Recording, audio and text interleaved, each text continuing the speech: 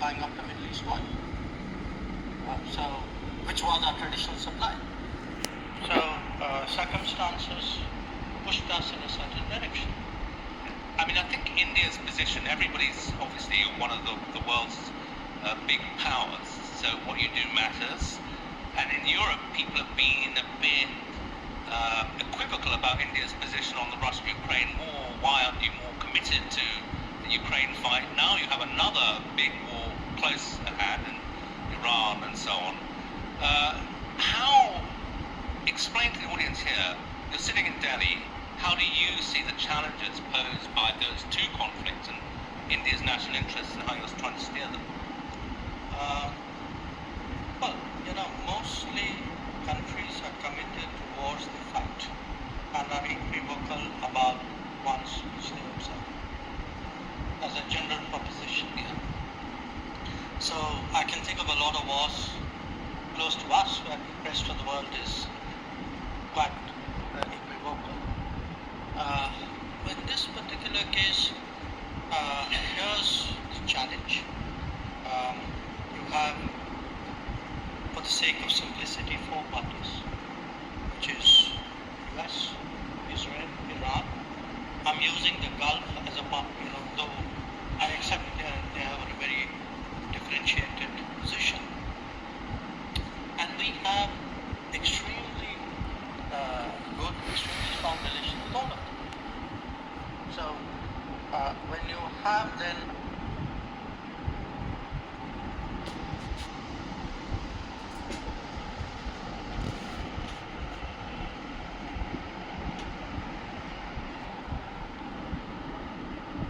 that situation, clearly your response. So to clarify, that includes Iran. You regard yourself having good, strong relations with Iran? Yes, we have good relations, very substantial relations. Yeah. Now, I'm not saying the same. I'm not saying the four relationships are of the same quality.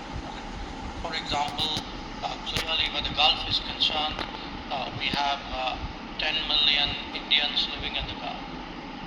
The largest number of Indian nationals who live outside India are actually in the UAE. The Gulf countries are our primary energy suppliers. Many of them would be among our top 10 trading partners. I mean, if I use UAE as an example, you have a big community, huge trade, significant energy relationship, and in fact, much more than that, close defense and security relationship as well. So the challenge is in a quadrilateral situation where you have equities, arguably of a different order in each account. How do you manage them while addressing this matter? Yeah. And they are, And are you feeling the domestic consequences of the war already? Because I think India's been unusually vocal in saying, look, the rising energy prices are driving people into conflict. Yes, because when you are a low income or a low middle income country, then as indeed happened after the Ukraine war as well, an increase in energy prices hits a low income country much more than it does a middle income or a high income country. And are you just stuck in the role of kind of frustrated observer, or is there much you can do to try to help? Well, I think at this time much of the world is stuck in the position of a frustrated observer. But a lot of countries are trying to do what they can in this situation. So it's not a want of trying. I mean, again, not talking about us alone, but I think, certainly there are not that many countries who would have relations, decent relations with all the parties involved. So clearly we've sort of reasoned with the countries, we've been in touch with them. We hope very much that the US-Iran negotiation leads to an early outcome, and the continuation of the fighting is creating problems. Yeah, and we're in Finland, so I have to obviously ask you about the Russian-Ukraine war. I think in Europe there was a feeling that India adopted what we would regard as a kind of moral equivalence between the two sides, that you were saying, well, it's a big shame, but maybe they should stop, but you were too sympathetic towards Russia, too willing to buy oil from Russia. So how would you explain that position to people here?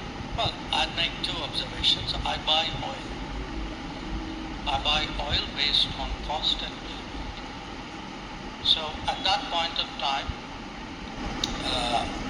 much of the oil available in the market was Russian, because Europeans were essentially buying up the Middle East oil, which was our traditional supply. So circumstances pushed us in a certain direction. But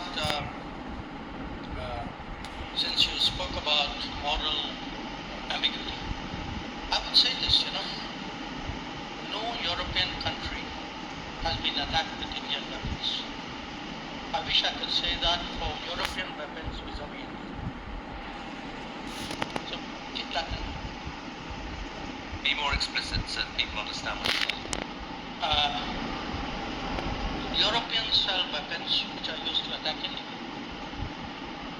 Not now, for many, many years. We Indians have never done anything